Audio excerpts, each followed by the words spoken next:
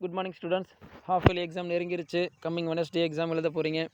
So அதுக்காக எல்லாருமே என்ன பண்ணியிருப்பீங்க அப்படின்னா, கொஷின் பேப்பர்லாம் எடுத்து எந்த மாதிரி கொஷின்ஸ் கேட்டிருக்காங்க, எப்படிலாம் கொஷின் கேட்டிருக்காங்க அப்படிங்கிற டவுட்டில் கொஷின் பேப்பர்லாம் சர்ச் பண்ணுவீங்க.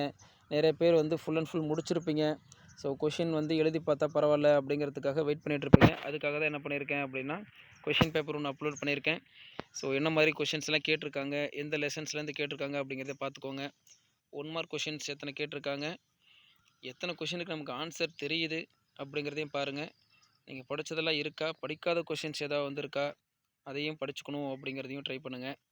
1 மார்க் கொஷின் முடிஞ்சது. அடுத்து 2 மார்க் கொஷின்ஸ் பார்த்தீங்க அப்படின்னா 15லேருந்து ஆரம்பிச்சிருக்காங்க. 1 mark questions 14 question, 2 mark questions தனியாக கேட்டிருக்காங்க. எது இதில் கேட்டிருக்காங்க, எப்படியெல்லாம் கேட்டிருக்காங்க அப்படிங்கிறதையும் பார்த்துக்கோங்க. அடுத்தது 4 மார்க் கொஷின்ஸ்.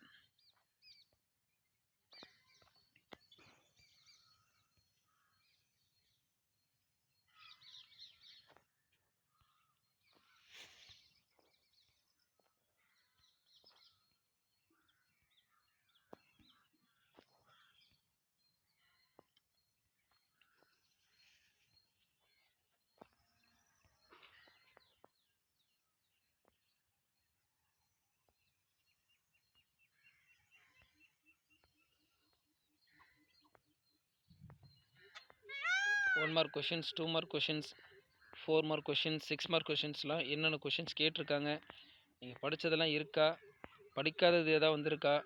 ஸோ அப்படி கேட்டிருந்தாங்க அப்படின்னா அதையும் படிக்கணும் அப்படிங்கிறதுக்காக படிச்சுக்கோங்க.